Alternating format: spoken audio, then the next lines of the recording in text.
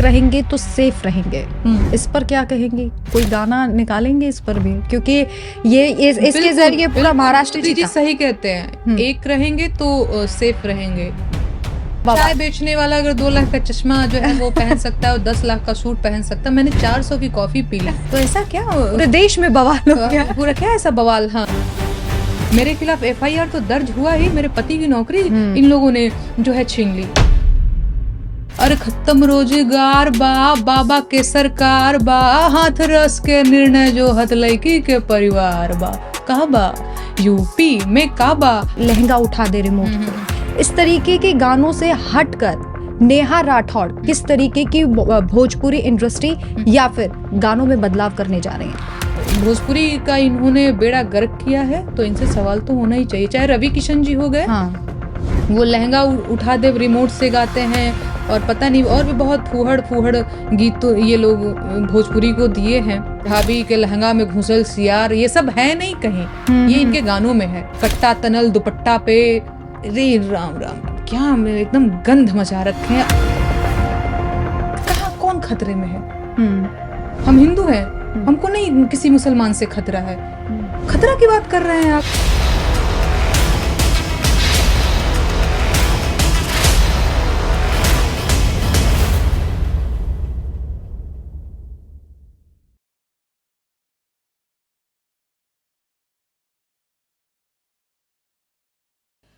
नमस्कार, मैं हूं आपके साथ राखी लांबा और आज हमारे साथ जो मेहमान मौजूद हैं उनको किसी परिचय की ज़रूरत नहीं है। उनका नाम है नेहा सिंह राठौर, जिन्हें आप यूपी की काबा गर्ल के नाम से जानते हैं। बहुत बहुत स्वागत है आपका। शुक्रिया राखी जी। परिचय मैंने इसलिए छोटा रखा क्योंकि आपके बारे में सभी लोग जानते हैं और मुझे ऐसा लगता है कि सरकार पर जो आपके तंज होते हैं, ये कहा जाता है कि जहाँ जहाँ कमल है सिर्फ आप वहीं वहीं के गीत बनाती हैं, ऐसा क्यों? नहीं, दिल्ली में कमल नहीं है और मैंने दिल्ली में काबा गाया है। दिल्ली में झाड़ू है और मैंने दिल्ली में काबा गाया है, तो ये आरोप तो ऐसे ही मैं खारिज करती हूँ। ये आरोप सही आरोप नहीं है। बंगाल में जो है वो कमल नहीं है, मैं बंगाल के लिए गाती हूँ। दीदी बंगाल के होई गईलू तू काल बोलो सारा रा, तो ऐसा नहीं है। ये आरोप बिल्कुल गलत आरोप है। नहीं, ये कहते हैं कि मोदी और योगी पर आपका इतना गुस्सा क्यों? मैं चाहूंगी कि यूपी में काबा की 2 लाइनों से आप शुरुआत मैं जरूर सुनाती हूँ। अरे खत्म रोजगार बा, बाबा के सरकार बा, हाथ रस के निर्णय जो हथ लड़की के परिवार बा, कहा बा यूपी में काबा। अरे मंत्री के बेटवा बड़ी रंगदार बा, किसानन के छाती पे रौंदत मोटर कार बा, अरे चौकीदार बोलक के जिम्मेदार बा, काबा यूपी में काबा। कोरोना से लाखन मर गईले, लासन से गंगा भर गईले। कोरोना से लाखन मर गईले, लासन से गंगा भर गईले। टिकठिया कफन नोचत कुकुर बिलार बा, ए बाबा काबा यूपी में काबा। अरे राम राज के झांकी बा, काशी मथुरा बाकी बा। गोरखपुर में खून से रंगल गोतल पूरा खाकी बा, काबा यूपी में काबा। जिंदगी झंड बा फिर भी घमंड बा। तो अभी यूपी में काबा?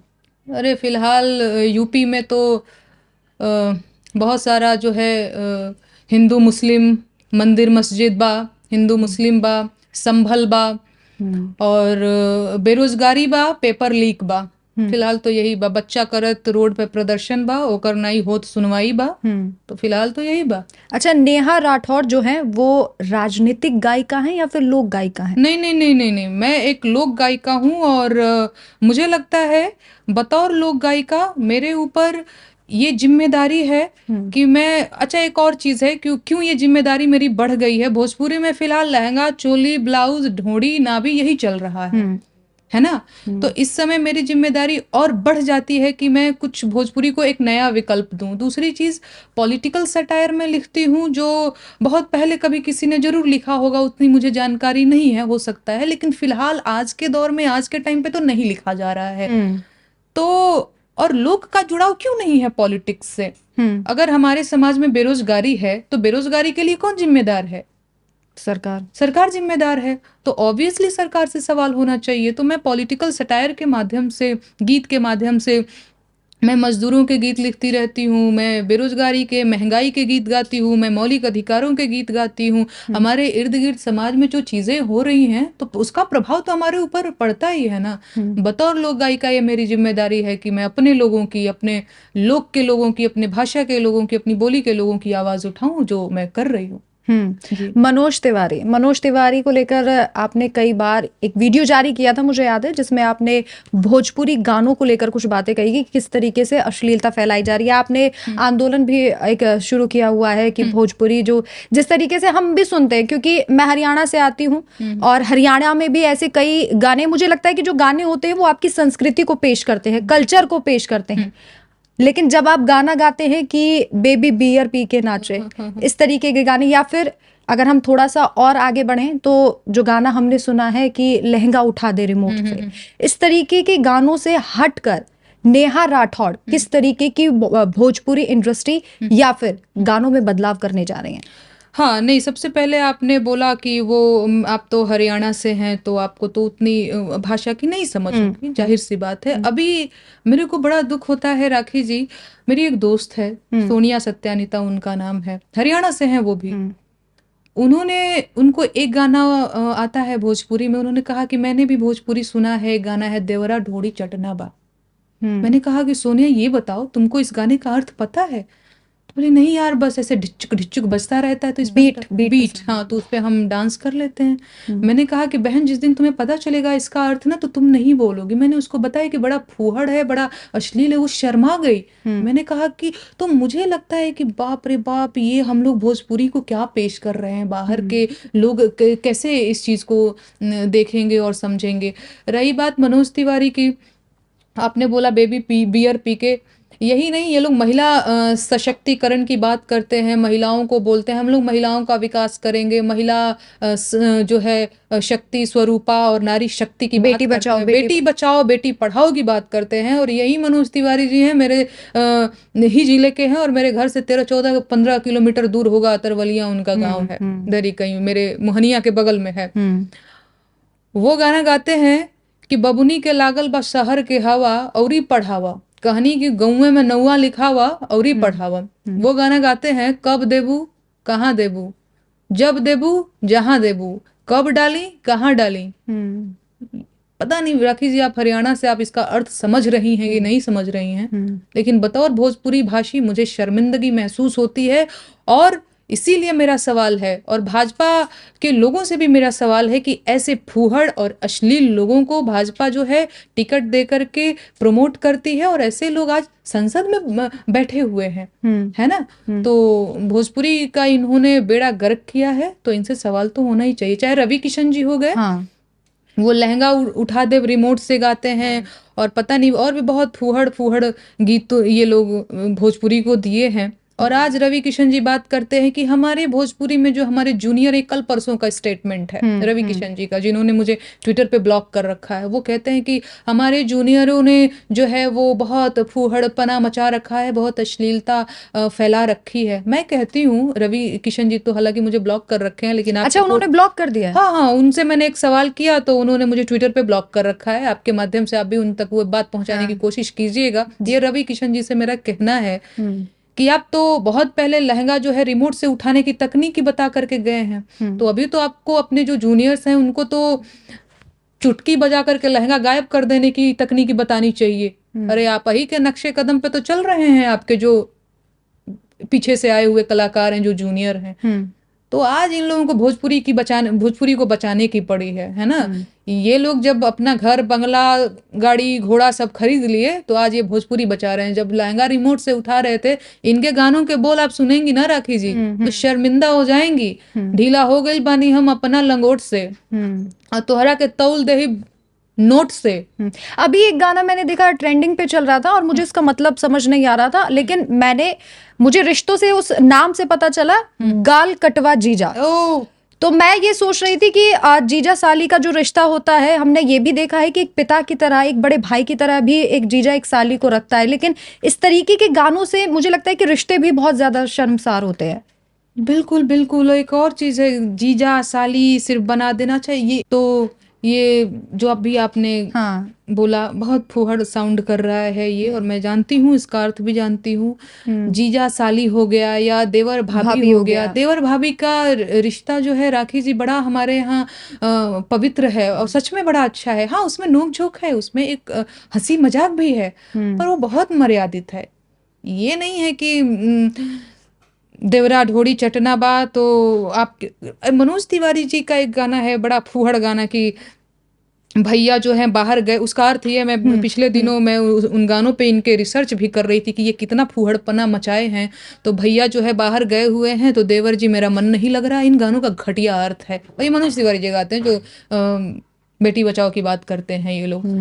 तो क्या मैं बोलूं, हालांकि आप जब सोचेंगी ना, आप जब अपने घर परिवार में देखेंगी तो आपको लगेगा अरे मेरी भाभी जो है, मेरा जो भाई है जो उनका देवर लगता है, इनके बीच तो ऐसा रिश्ता ही नहीं है। नहीं है, ये हाँ। कहाँ चल रहा है, ये सिर्फ इनके गानों में चल रहा है। मेरे जीजा जी बड़े भलमनई इंसान हैं, बड़े ही जो है वो संकोची आदमी, उनसे जब आप मिलो तो एकदम ऐसे कि नमस्ते, एकदम वैसे वाला रिश्ता है। कहाँ चल रहा है ये? बिहार की छवि भी बदल दी है ऐसे गानों से। मैं वही कह जो रही लोग हूँ, नहीं जानते वो यही सोचते हैं कि बिहार में यही सब चलता है। जो नहीं जानते हैं उनको यही लगता है कि भाभी है तो भाभी का जो है वो लहंगा उठा दो, भाभी का जो है थोड़ा सा ऐसे कर दो, थोड़ा सा उसको जो है मोलेस्ट करने की कोशिश कर दो। ये है नहीं असल में, ये असल में बिहार में नहीं होता है, ये सिर्फ इन लोगों के गानों में है।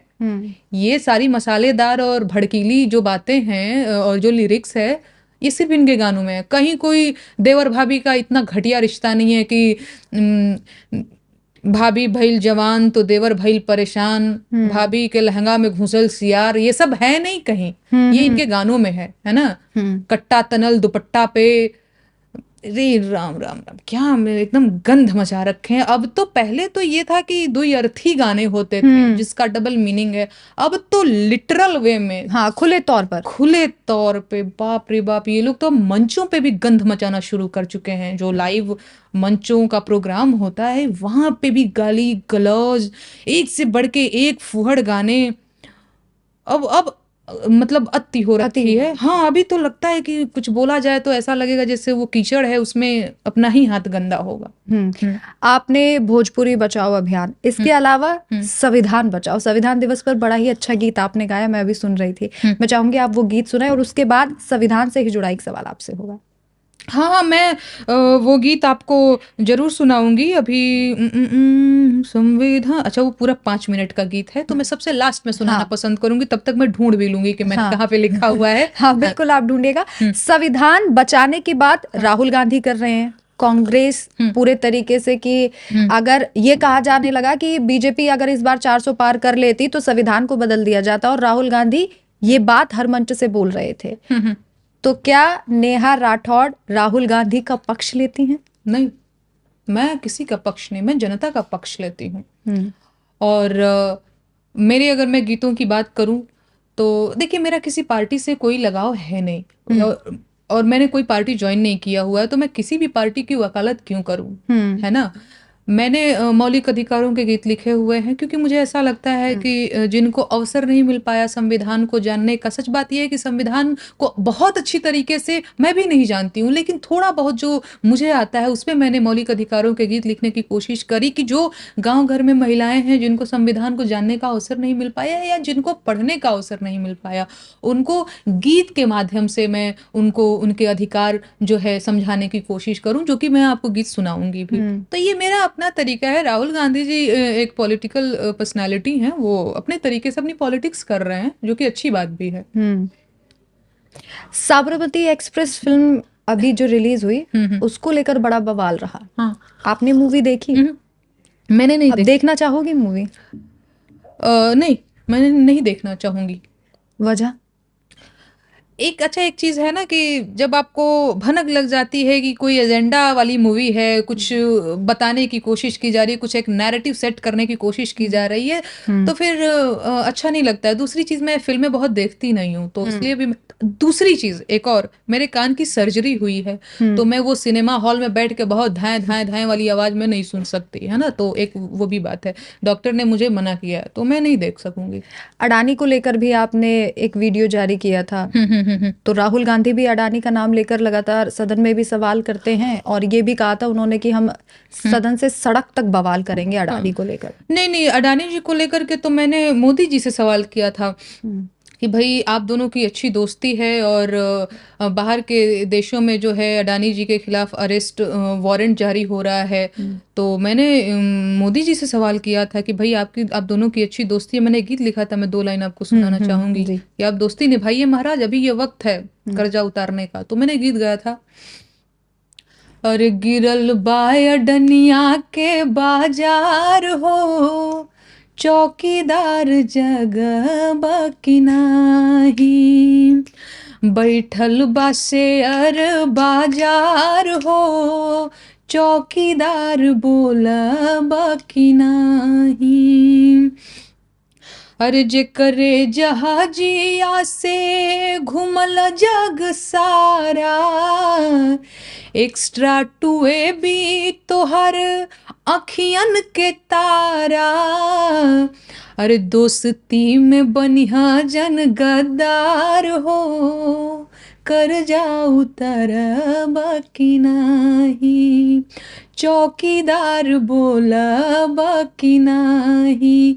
तो क्या कहते हैं हमारे जो मोदी जी हैं कि इंडिया में रहता था कैसहू बचैती, चाहे समुंदर में अदहन धिकैती, अरे लिख देती कुतुब मीनार हो, लिख देती कुतुब मीनार, बाकी नेटवर्क बिजी हमार हो।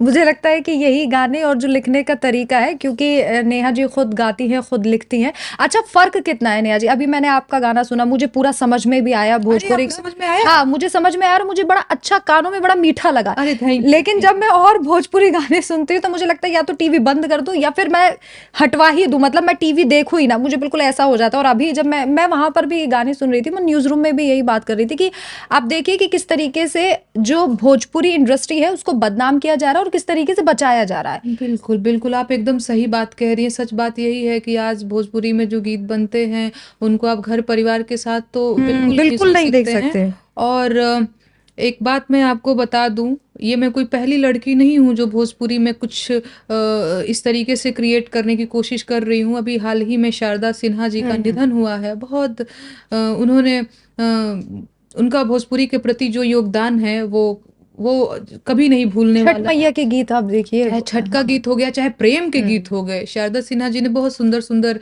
अमर गीत गाए हुए हैं, चाहे वो अमवा महुआ के झूमे डरे, आप सुनिए ना कभी, बहुत सुंदर गीत है, एकदम प्रेम का गीत है और विरह का गीत है, जिसमें एक महिला है जो अपने पति के लिए जो है वो पति का इंतजार कर रही है, जिसका पति बाहर गया हुआ है कमाने, चाहे वो बंगाल हो, झारखंड हो, लुधियाना हो, और वो बिहार में कैसे जो है उसका इंतजार करती हुई। और उसका सुंदर सुंदर गीत, ऐसा नहीं कि उसमें प्रेम नहीं है, उसमें कोई अश्लीलता नहीं है, चोली लहंगा उसमें कोई भड़कीला ये सब चीजें नहीं है। तो शारदा सिन्हा जी बहुत अच्छी गायिका थी जो कि अब नहीं रही। तो वो हमारा भोजपुरी था। मैं तो बहुत यंग हूँ और मैं तो बहुत कम दिन हुए हैं मुझे ये काम करते हुए। मैं चाहती हूँ कि मैं बहुत अच्छा करूँ भोजपुरी के लिए। ये चोली लहंगा ढूंढी भोजपुरी नहीं है। महेंद्र मिसिर जी गाते हैं अंगूरी में डस ले बिया नगिनिया रे, और चाहे और भी बहुत सारे भिखारी ठाकुर जी हैं जिन्होंने विदेशिया लिखा है, गाया है। तो ये सब भोजपुरी है हमारी, और बहुत सुंदर भाषा है भोजपुरी को। लेकिन भोजपुरी के स्याह पक्ष की ही पहचान बन गई। भोजपुरी बहुत मधुर भाषा। अच्छा, मोदी जी के एक रहेंगे तो सेफ रहेंगे, इस पर क्या कहेंगी? कोई गाना निकालेंगे इस पर भी? क्योंकि इसके जरिए पूरा महाराष्ट्र जी सही कहते हैं, एक रहेंगे तो सेफ रहेंगे। मैं आप सबसे कहना चाहती हूँ, हर जाति धर्म के लोग, हिंदू मुसलमान, आप एक हो जाइए, आप सेफ हो जाएंगे। जहां आप बटेंगे तो सही बात है कोई आएगा और आपको अच्छा, जाति धर्म बना ले जाएगा। जाति धर्म में या हिंदू मुस्लिम में बटेंगे? नहीं, हिंदू मुसलमान में भी, चाहे जाति धर्म में भी, मैं सबकी ही बात करूंगी। बटेंगे तो कटेंगे, एकदम सही बात है। एक रहेंगे सेफ रहेंगे, एकदम ठीक बात है। हिंदू मुसलमान को एक रहने की जरूरत है, एक रहेंगे तो सेफ रहेंगे। कितनी सच बात बोल दी है उन्होंने।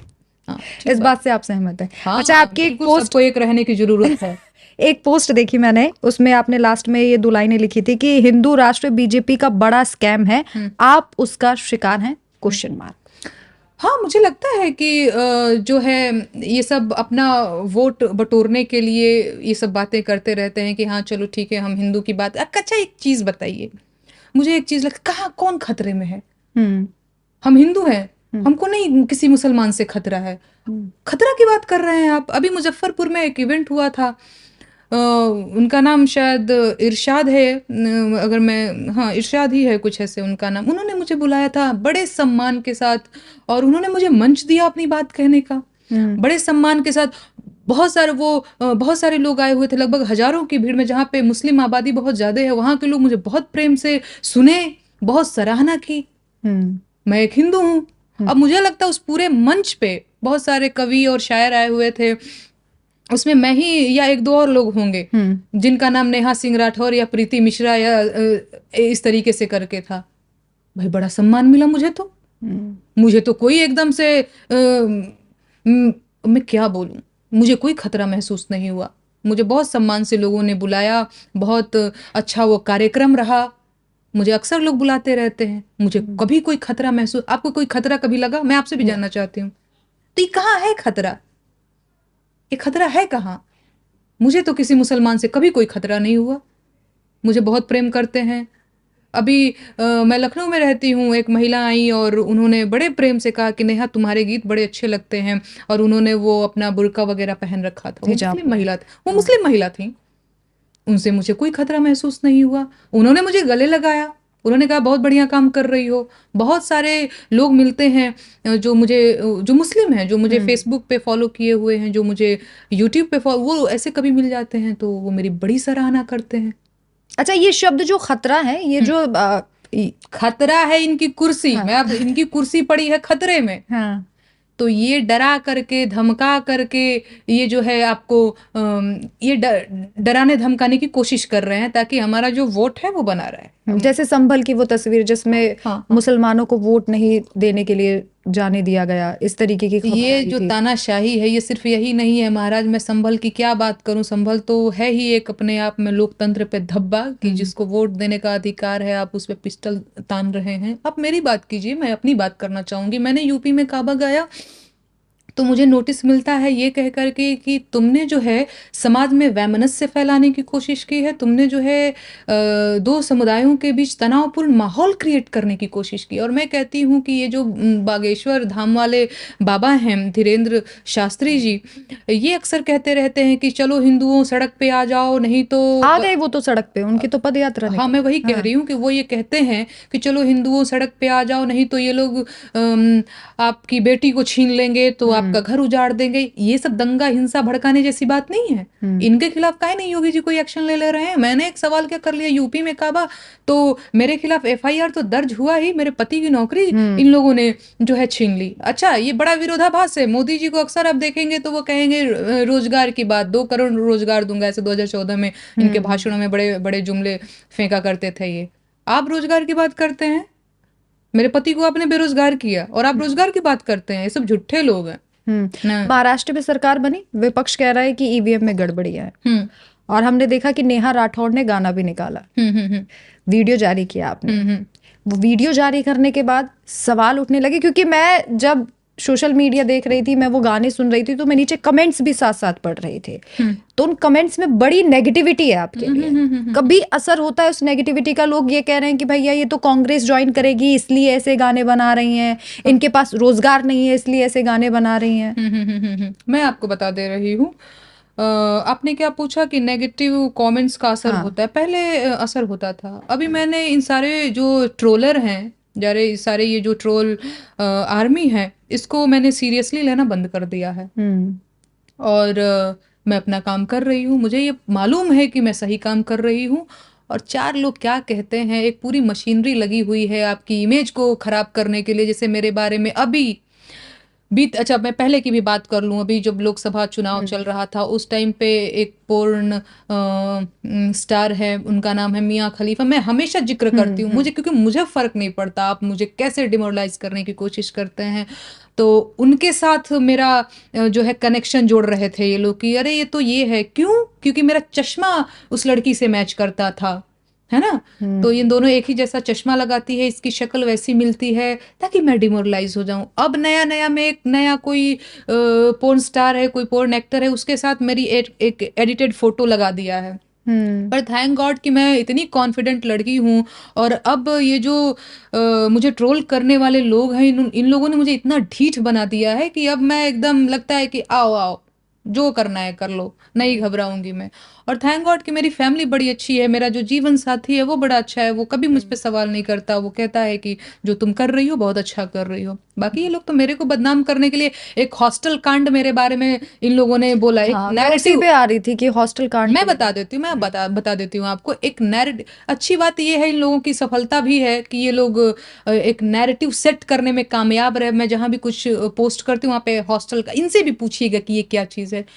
ये मुझे डिमोरलाइज करने की, एक गांव देहात की लड़की को बदनाम करने की, या किसी भी स्तर पे किसी भी हद तक उतर के कि ये काम बंद कर दे, ये गाना गाना बंद कर दे, नीचता, पूरी नीचता पे आ गए। हाँ ये इनका स्तर विहीन हो चुके हैं। ये कुछ भी कह देंगे कि आप डिमोरलाइज हो जाओ। आप पता है राखी जी, बड़ा आसान है लड़कियों को डिमोरलाइज करना। बहुत। हाँ, आपको बस एक बार बोल दिया जाएगा कि आपके कैरेक्टर को लेकर के आप डिमोरलाइज हो जाएंगी। पर मैं नेहा इतनी कमजोर लड़की नहीं हूँ। पहले शायद मैं थोड़ा घबरा जाती थी और रोने भी लग जाता, अभी लगता है कि नहीं नहीं, मैंने इन लोगों को चुनौती की तरह ले लिया है। अभी मैं बिल्कुल नहीं घबराती, और मैंने अपने आप को मानसिक रूप से तैयार कर लिया कि आगे और भी ये लोग नीचता पे उतारू होंगे, उसके लिए भी मैं रेडी हूँ। तो कोई दिक्कत है, साँच को आँच क्या महाराज। अब मैं बहुत ढीठ लड़की हो गई। हाँ, आप अच्छा, गाली ढीठ होना अच्छी बात भी हो गई अब। ढीठ होना बहुत अच्छी बात है, खुद को बहुत कॉन्फिडेंस मिलता है। स्ट्रांग हो हाँ, जाते हैं। बहुत स्ट्रांग जो है आदमी महसूस करता है, बहुत कॉन्फिडेंट फील करता है। अरे जब हमको पता है कि हम गलत नहीं हैं, तो आप ऐसे ही हमको चार गाली दे करके आप मुझे डिमोरलाइज कर लीजिएगा, ये तो नहीं होगा। मुझे डिमोरलाइज पता है कैसे करते हैं? ये देखो बरकटी को, इसके तो चेहरे पे इतने पिंपल्स हैं, तो आपको क्या लगता है इस चीज से हम पीछे हट जाएंगे कि हम कैमरे के सामने नहीं आएंगे? अरे हम वो लड़की नहीं है हमारा, हम ज्यादा आएंगे और ज्यादा हम आएंगे। और ज्यादा है। अब मेरे कॉफी पीने को लेकर हाँ। के एक बार मैंने कहीं कॉफी पी लिया था, तो उस पे कि बताओ 400 की कॉफी। 400 की कॉफी पी रही है ये। हाँ, कमाती हूँ। और मुझे लगता है कि हर आदमी जो कमाता है वो, उसको लगता है कि ठीक है यार, लाइफ में कुछ अच्छा भी किया जाए, कुछ नई चीजें भी ट्राई की जाए। आदमी सोचता है ना थोड़ा और बेहतर। तो हाँ, अच्छा, मोदी जी मशरूम खाते हैं, उनके लिए कोई नहीं बोलते इतने महंगे विदेशों से मशरूम खा रहे हैं। बड़े महंगे महंगे कपड़े हैं। हाँ, पूरी अच्छा। उसको तो इस तरीके से दिखाया जाता है ये मोदी जी का भौकाल है, देश के प्रधानमंत्री का भौकाल, इस तरीके से। हाँ, बिल्कुल। उसमें और ट्रोलर्स कितनी छोटी छोटी चीजें उठाते हैं अजय, देखिए कॉफी का बवाल। चाय बेचने वाला अगर 2 लाख का चश्मा जो है वो पहन सकता है और 10 लाख का सूट पहन सकता है, मैंने 400 की कॉफी पी ली, तो ऐसा क्या पूरे देश में बवाल हो गया। पूरा क्या ऐसा बवाल। हाँ, ये सब गलत बात है। और मुझे कॉफी बहुत अच्छी लगती है। जो मुझे डिमोरलाइज करने की कोशिश करते हैं उनको मैं बता दूं कि मुझे कॉफी बहुत अच्छी लगती है और मुझे कॉफी पीना बहुत पसंद है। मैं ऐसे ही कॉफी पीती रहूंगी। और जब उस ट्रोलर से मिलूंगी तब भी कॉफी पीऊंगी, तब उसके भी साथ कॉफी बैठ पीऊंगी, के। उनको भी कॉफी पिलाऊंगी। आओ भाई बैठो, बाद में ट्रोल कर, आओ तुम भी कॉफी तुम पियो। भी 400 की कॉफी पियो, तुम 250 की मत पियो, 100 की मत, तुम 400 की पियो। हाँ, तो ये 2 रुपल्ली के ट्रोल हैं। इन लोगों ने पता नहीं पी है कि नहीं कॉफी पी। अब 2 रुपए की ट्रोल तो 400 की कॉफी नहीं ही पी पाएंगे।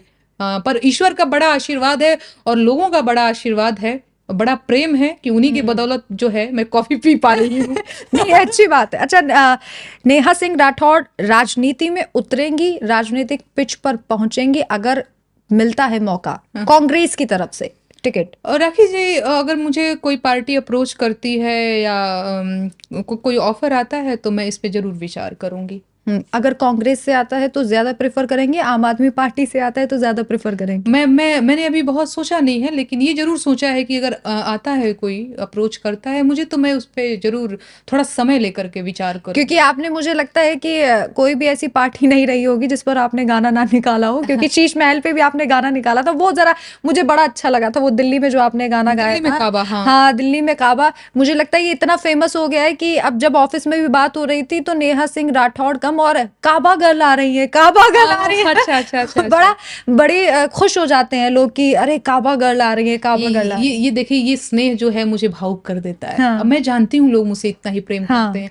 मैं ये भी एक और इंटरेस्टिंग बात बताऊं, जो मुझे ट्रोल करते हैं ना, दरअसल वो भी मुझे बहुत लाइक करते हैं, और कहीं ना कहीं मैं उनके जहन में हूँ। हाँ। तो मुझे ये बड़ा अच्छा लगता है, पर उनकी मजबूरी है, अब उनके पास भी रोजगार नहीं है, तो 2 रुपए के लिए, 4 रुपए के लिए बेचारे ट्रोल कर रहे हैं, उनके लिए मेरे मन में पूरी सहानुभूति है। पर मुझे पता है कि वो मुझे लाइक करते हैं, और सामने से तो मिलते हैं। अच्छा, बहुत सारे मुझे लोग मिलते हैं जो 2-4 लोगों का तो मैं ऐसे आईडी भी जानती हूँ जो कभी मुझे मिल गए हैं। हाँ। कभी सामने से कोई बदतमीजी अच्छा। नहीं कहा। हाँ हाँ, सामने से फोटो खिंचवाते हैं, सामने अरे सामने नेहा से बहुत मैम, प्रेम से बात करते हैं। हाँ आपके बहुत बड़े फैन है, बड़ा अच्छा गाते हैं हाँ, आप। बहुत प्रेम से बात करते हैं। ये सब प्रशंसक ही हैं, ये ये कोई, मैं जानती हाँ, हूँ, ये मन ही मन मुझे बहुत लाइक करते हैं, ये लेकिन कट्टर विरोधी नहीं है। हाँ हाँ हाँ, ये बेचारे मजबूर हैं। ये अंधभक्त हैं कि चाहकर भी मोदी जी के बारे में अंधभक्त है, ये मजबूर है दरअसल। हम्म। हाँ, ये दरअसल मजबूर है। अब रोजी रोटी का सवाल है, पेट पापी पेट का सवाल है, ये मजबूर है, ये मुझे बहुत प्रेम करते हैं। अच्छा, जब आपके पति पर एफआईआर हुई थी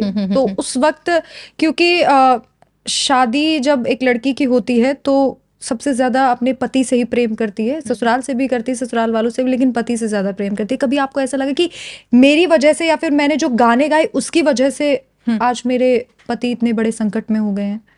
कभी कभी मुझे ऐसा लगता है, लेकिन मेरे पति इतने समझदार हैं, और दरअसल हम लोगों ने प्रेम विवाह किया है, तो इतनी समझदारी, इतनी अंडरस्टैंडिंग तो आपस में बनती है। अब ये तो नहीं होगा कि कल को किसी एक्सीडेंट में मेरा पैर टूट जाए तो वो मुझे बोल दें कि अब को से हाँ, कि अब तो क्या, ये तो नहीं होता है। अब सुख दुख के साथ ही हैं, अच्छा बुरा सारा वक्त एक दूसरे के साथ काटना है, और काटना क्या, खुशी खुशी हम लोग जी रहे हैं। और मुझे कभी कभी मैं पूछती, हिमांशु तुझे ये तो नहीं लगता है कि मेरी वजह से? वो बोलता है नहीं बचिया, पागल हो क्या, हम दोनों साथ साथ संघर्ष करेंगे और हम लोग अपनी चीजों को ठीक दोस्तों वाली हाँ हाँ, हम लोग बहुत अच्छे दोस्त हैं, कभी ऐसी बात नहीं हुई, कभी नहीं। मेरे मन में अगर कभी आ भी जाए तो वो जो है ऐसा नहीं है, ऐसा बोलते हैं वो। अच्छा, जगत गुरु रामभद्राचार्य, उन्होंने भी हाल ही में कहा कि कुंभ होगा, ऐसा कुछ करेंगे कि पाकिस्तान नक्शे से हट जाएगा। आपने वो पोस्ट शेयर किया, उस पे लिखा कि इनसे पूछताछ होनी चाहिए। हाँ, बिल्कुल पूछताछ होनी चाहिए कि ऐसा क्या करने वाले हैं आप। मैं वही ये भड़काने की कोशिश। मैं वही राखी जी, मैं वही कह रही हूँ कि जब मैं गाती हूँ यूपी में काबा, तो इनको ये इतने सेंसिटिव हो जाते हैं, इतने आहत हो जाते हैं कि इनको लगता है हाय, 2 समुदाय के बीच इसने तो हिंसा भड़काने की कोशिश कर दी, करो एफआईआर। एमपी में काबा गा, तो भी सुप्रीम कोर्ट में मामला मेरा चल रहा है। एमपी में काबा जो मैंने गीत गाया है, उसका पोस्टर मैंने जारी किया था कि एमपी में काबा कमिंग सून, उसके बाद से ये लोग एफआईआर वगैरह किए हुए हैं। इन लोगों से कहीं नहीं पूछताछ होती है, भैया ऐसा क्या करने वाले हो तुम, क्या चल रहा है आपके दिमाग में? तो सवाल होना चाहिए ना इनसे। मैंने यही पोस्ट लिखा होगा, हाँ, इनसे हाँ, पूछताछ होनी चाहिए इनसे कि तुम ऐसा क्या पूछताछ। करने वाले हो भाई।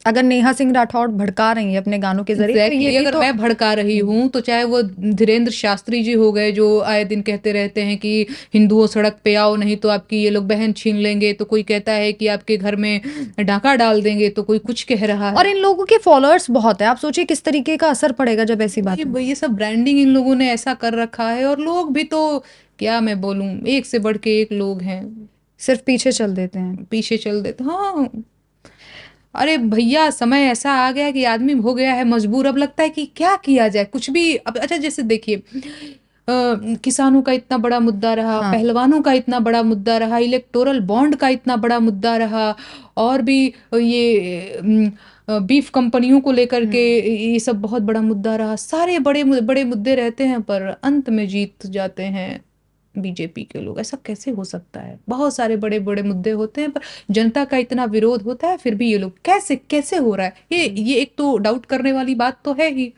तो ये ऐसी ही बात है।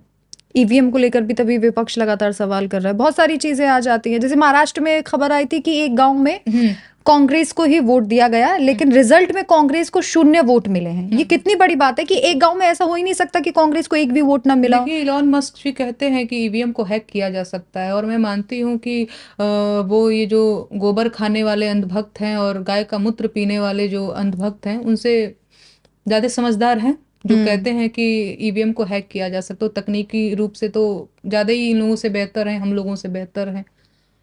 तो ये डाउट तो है ही। एक तो मैं इंटरव्यू देख रही थी किसी नेता का, महाराष्ट्र के ही, कि उनके फैमिली में 10-15 सदस्य हैं और उनको 1-2-4 वोट पड़े हैं। तो कैसे ये पॉसिबल है? पिछले लोकसभा चुनाव में कोई निर्दलीय थे प्रत्याशी, उनको एक भी वोट नहीं पड़ा था। उन्होंने कहा कि हम हस्बैंड वाइफ तो कम से कम, या मैंने खुद को तो कम से कम वोट किया ही होगा ना। तो ये सारी चीजें ना ईवीएम पे सवाल खड़ा करती हैं कि ये कैसे पॉसिबल है।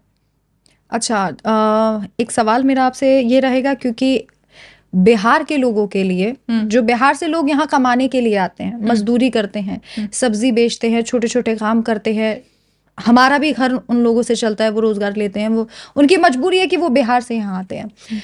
तो एक मैंने कहीं आपका इंटरव्यू देखा था, तो मैं सुन रही थी, आपने बताया था कि कैसे बिहारी शब्द को एक गाली की तरह यूज किया जाता है। तो कभी मतलब अंदर से हमें बुरा लगता है कि, और कभी कभी जैसे आज न्यूज रूम में भी ऐसी कुछ बात चल रही थी, तो बहुत सारे लोग यहाँ बिहार से हैं, अमूमन लोग बिहार से हैं, तो वो भी इसी बात को कह रहे थे कि बड़ा बुरा लगता है जब ऐसे बोला ये बिहारी है, इस गाली के टर्म में यूज किया जाता है उसे।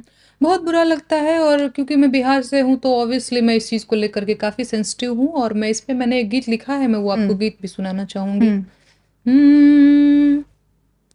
भैया हाई हम बिहारी, बहर जात बानी हो। भैया हाई हम बिहारी, बहर जात बानी हो। कके दिल्ली में मजूरिया हम कमात बानी हो। एही जकाही के बिहारी लोगवा गारी देवेला। अरे हौवे जवन सब्जी तरकारी देवेला। दिन में 100 बेर औकात में नपात बानी हो। दिन में 100 बेर औकात में नपात बानी हो। कके दिल्ली में मजूरिया हम कमात बानी हो। तो मैं तो लिखती रहती हूँ। अच्छा, अगर एनडीए से आपको टिकट मिल जाता है बिहार में, तो आप बीजेपी के खिलाफ या फिर सरकार की कमियां गिनाना अपने लोकगीतों के जरिए छोड़ देंगे, कम कर देंगे? देखिए, अभी टिकट विकट के चक्कर में मैंने बहुत सोचा नहीं है। रही बात बिहार इलेक्शन की, जो 2025 में विधानसभा का चुनाव आ रहा है, तो बिहार में काबा आएगा और बिहार सरकार से, मौजूदा जो सरकार है उससे सवाल करते हुए आएगा। चाहे वो दिल्ली हो, चाहे वो बिहार हो, चाहे वो कोई भी राज्य हो। अगर सत्ता में जो पार्टी है, सवाल उसी से होगा, इसमें कोई दो राय नहीं है। और मैं एक रीढ़ वाली लड़की हूँ, मैं आपको बता दूं। ये नहीं कि मैंने बोला कुछ और किसी ने कुछ प्रलोभन दे दिया तो हम उधर, नहीं नहीं नहीं नहीं नहीं, नहीं। बहुत बहुत जो है मैं रीढ़ वाली लड़की हूँ, ये मुझे पता है अपने बारे में। तो बिहार में कब आएगा और सत्ता पक्ष से सवाल करते हुए गीत आएगा। राहुल गांधी के बारे में आपके क्या विचार हैं, क्योंकि कैसे नेता लगते हैं वो आपको? वो जो है वो विपक्ष का एक बड़ा चेहरा है, जो कि प्रयास कर रहे हैं और अच्छा प्रयास कर रहे हैं। तो मेरा क्या विचार है, अच्छा करें, मेरी शुभकामनाएं उनके साथ है। अच्छा, अनामिका अंबर जैन, आपने निकाला यूपी में काबा, उन्होंने निकाला यूपी में बाबा। उन्होंने भी कई बार ये चीजें बोली हैं कि कई इंटरव्यू आपके जो मैंने एक साथ देखे, आपका फेस ऑफ भी मैंने उनके साथ देखा, कि कमल कमल जहां जहां वहां वहां आप गाने बना रही हैं। अनामिका अंबर जैन को लेकर आप क्या कहेंगी? नहीं, मुझे क्यों कुछ कहना है, सबको आजादी है बोलने की। हाँ, जैसे मुझे आजादी है बोलने की, तो उनको भी आजादी है। नहीं, जो वो आरोप लगाती है कि जहां जहां कमल, अब बताइए, तो उनसे पूछ लीजिएगा कि दिल्ली में कमल है क्या? दिल्ली में झाड़ू है ना, तो दिल्ली में काबा मैंने कैसे गाया? ये कोई मतलब फर्जी लॉजिक देना लोग बंद कर दें। अभी तो दिल्ली में आप बताओ ना, आम आदमी पार्टी की सरकार है, और मैं दिल्ली में काबा गा रही, तो कैसे आप ये कह सकते हैं कि जहाँ जहाँ कमल है? ये सब बेतुकी बातें हैं, है ना।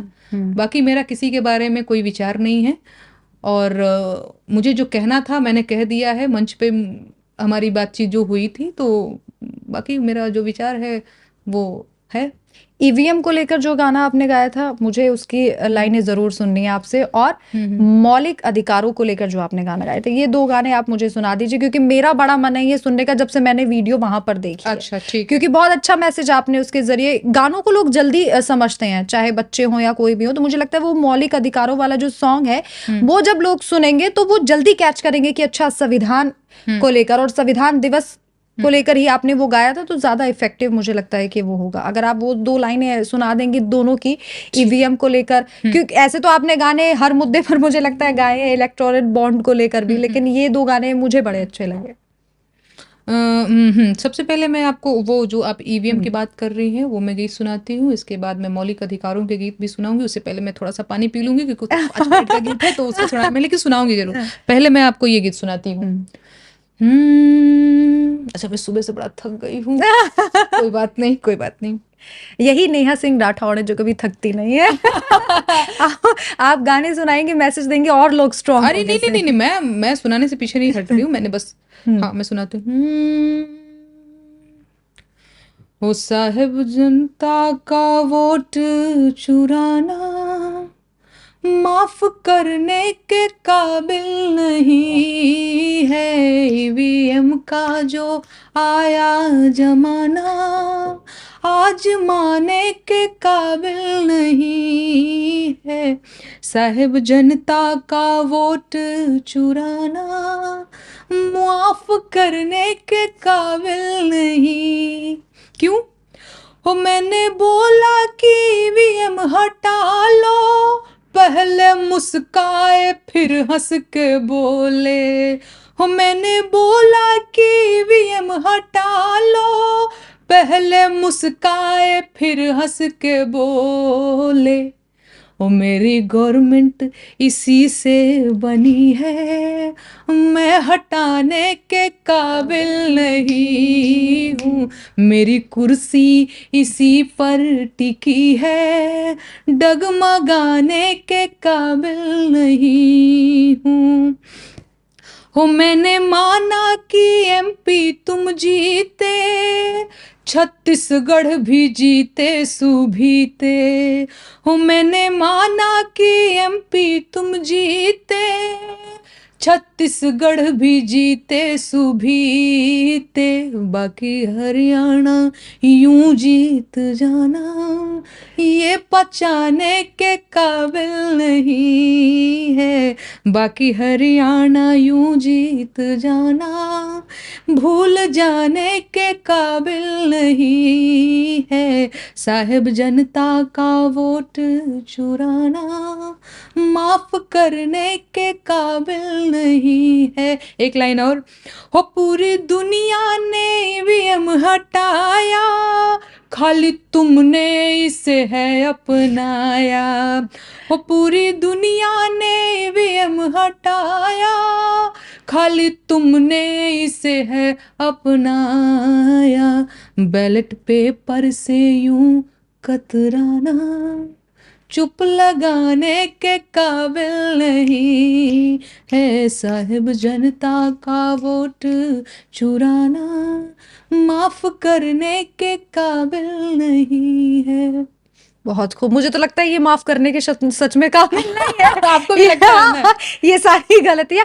और बड़ी अच्छी चीज है कि लोग जब ये गाने सुनते हैं तो ध्यान जाता है कि अच्छा, सच में ऐसा हुआ है। हाँ। ईवीएम को लेकर, बैलेट पेपर को लेकर सवाल तो उठना चाहिए, क्योंकि हाँ। गानों के जरिए दिमाग में जरूर आता है। हम जो गाने सुनते हैं बहुत जल्दी दिमाग में फीड हो जाते हैं, तो हम भी सोचते हैं कि अच्छा, ये खामियां थी, ये गलतियां थी। तो मुझे लगता है कि ऐसी गायकी होनी चाहिए कि जनता जिससे जागरूक हो, फुअड़ता कम हो, और इसके साथ साथ ही जो सरकार से सवाल है वो भी बड़ी आसानी से हो जाए, कि लोगों को ये ना लगे कि यार ये क्या बोला जा रहा है, ऐसा ना सोचा जाए। मुझे लगता है कि ऐसे गाने बहुत बहुत बेहतरीन होते हैं और जनता को सुनने चाहिए। और अगर आप गाएंगे तो मुझे लगता है कि जनता ना चाहते हुए भी सुनेंगे। थैंक यू क्योंकि राखी जी। मैंने वही कहा ना, मुझे भोजपुरी समझ में नहीं आती, लेकिन जब मैंने आपके गाने ये सुने हैं तो मुझे बिल्कुल प्रॉपर समझ में आया है, क्योंकि मैंने बहुत ध्यान से सुने ये हैं। मेरी कमाई है राखी जी, और ये मुझे बहुत अच्छा लग रहा है कि आप हरियाणवी बोली भाषा की होकर आप मेरे गीत पसंद करती हैं। ये मेरी पूंजी है और ये मैंने कमाया है। मुझे और भोजपुरी के लिए बहुत अच्छा करना है, ताकि हर बोली भाषा के लोग ये जाने कि एक भोजपुरी ये भी है, लहंगा चोली नहीं। भोजपुरी में पॉलिटिकल सटायर गाया जा सकता है। भोजपुरी के लोग, भोजपुरी भाषा जो है वो प्रतिरोध का स्वर है। उसमें सरकार से सवाल पूछे जाते हैं आंख में आंख डाल के, है ना। और ये अच्छे भी नहीं भोजपुरी लगते भाषा जो है वो रीढ़ वाली भाषा है। और लहंगा चोली, लड़कियों को ढोड़ी देखना, लहंगा देखना, काजल लिपस्टिक, यही नहीं है भोजपुरी। और सबसे बड़ी बात ये है कि जो बिहार के मुख्यमंत्री, आपने उनका वो बयान सुना था जो उन्होंने सदन में दिया था? वो बयान सुन के हम मतलब पूरे तरीके से हिल गए थे, शर्मसार हो गए थे कि खुले तौर पर, अब सदन में, आप सोचिए सदन में कितनी मर्यादा होती है, क्या गरिमा होती है। अब क्या मैं बोलूं, जिसकी मानसिकता जैसी है वैसी तो एक दिन निकल ही आएगी ना। आप कितना भी आवरण ओढ़ने की कोशिश करेंगे, आपके दिमाग में जो कुंठा है वो एक दिन जबान पे आ ही जाएगी। तो ये वही बात है, नेताजी लोग ऐसे हैं तो हाँ, जनता कैसी होगी। और लोग डिफेंड भी कर रहे थे कि अरे सची सही तो कहा है, बस जो कहा वो सदन में कह दिया, सही तो कहा है, इसमें गलत क्या है। आप सोचिए लोग, भाई आदमी पढ़ता लिखता क्यों है, भाषा बोली क्यों बना है, शब्द क्यों बने हैं, आदमी क्यों पढ़ता लिखता है? यही सब गंध मचाने के लिए बहुत कुछ होता है। अरे मतलब इसका कोई अंत तो है नहीं। बहुत सी चीजें हैं पर्दे के पीछे ही अच्छी लगती हैं, पर आप बोलो कि ये तो हो ही रहा है। और बोलने का तरीका भी होता है, जिस तरीके से वो पेश किया गया, बोला गया, वो हाँ, वो बहुत फूहड़ था। मैंने उसके बारे में भी कुछ जरूर ट्वीट वगैरह किया होगा कि बहुत फूहड़ था और बहुत शर्मनाक सोच थी वो। बहुत फूहड़ लगा था मुझे वो बयान उनका। हाँ, अच्छा, आप वो मौलिक अधिकार वाला गाना, वो गाना, और फिर उसके बाद मेरे कुछ रैपिड फायर राउंड होगा। एक ये बॉटल मुझे दे दीजिए। हाँ, मैं थोड़ा पानी पी लेती हूँ और इसके बाद मैं आपको मौलिक अधिकारों के गीत सुनाती हूँ। Thank you so much Rakhi ji, thank you thank you thank you.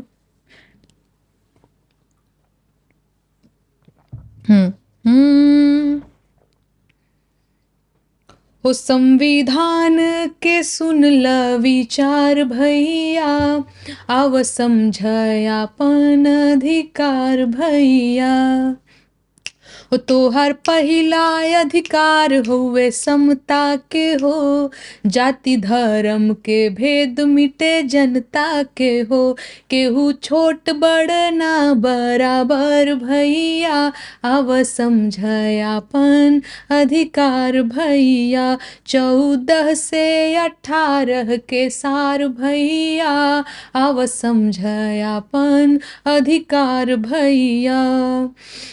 तोहर दूसरा अधिकार ह स्वतंत्रता के हो, बोले पढ़े रहे घूमे के आजादी देवे हो। समुदाय व्यवसाय के आजादी देवे हो।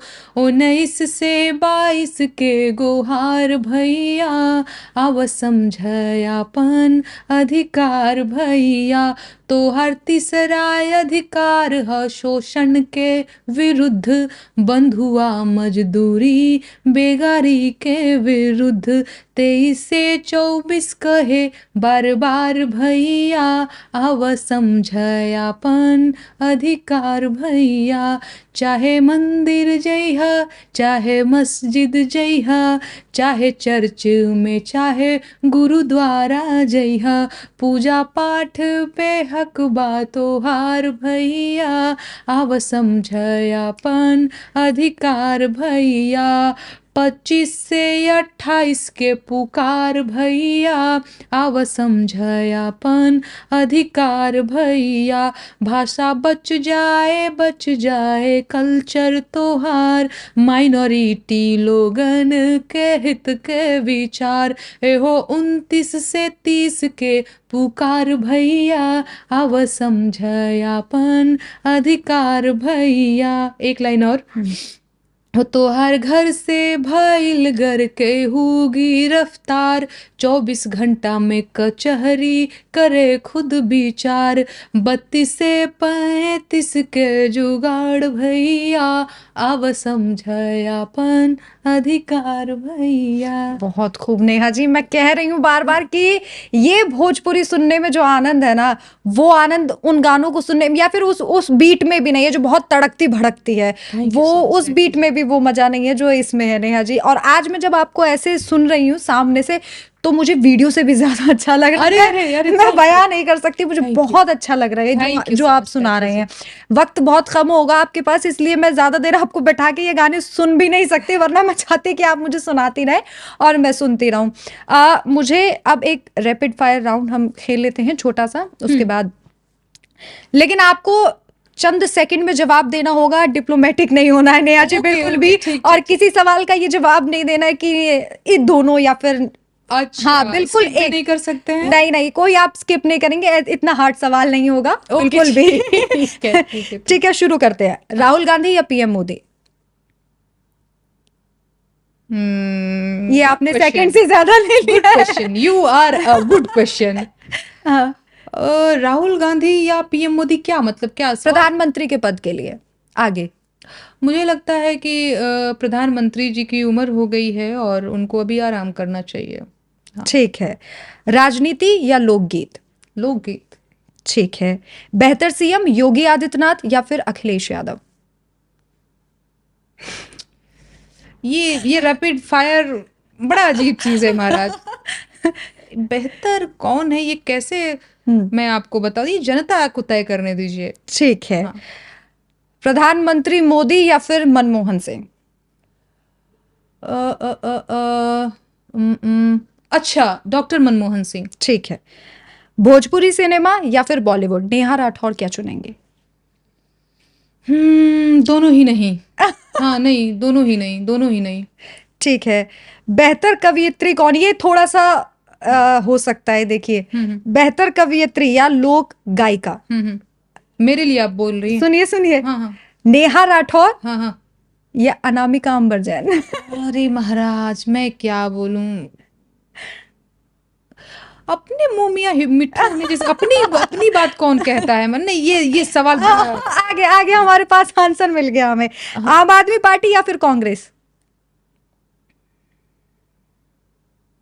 आप भी बड़ा चुन चुन करके लाई हैं। दोनों ही पार्टियां हाँ मतलब कांग्रेस पार्टी तो विपक्ष में है ऑब्वियसली, दिल्ली में आम आदमी पार्टी की सरकार है, तो मैं क्या बोलूं इसमें कौन सी पार्टी अच्छी कौन सी पार्टी बुरी। ठीक है, सब अपना अपना काम कर रहे हैं, सभी लोग कुर्सी पे आना चाहते हैं तो अपनी पॉलिटिक्स कर रहे हैं।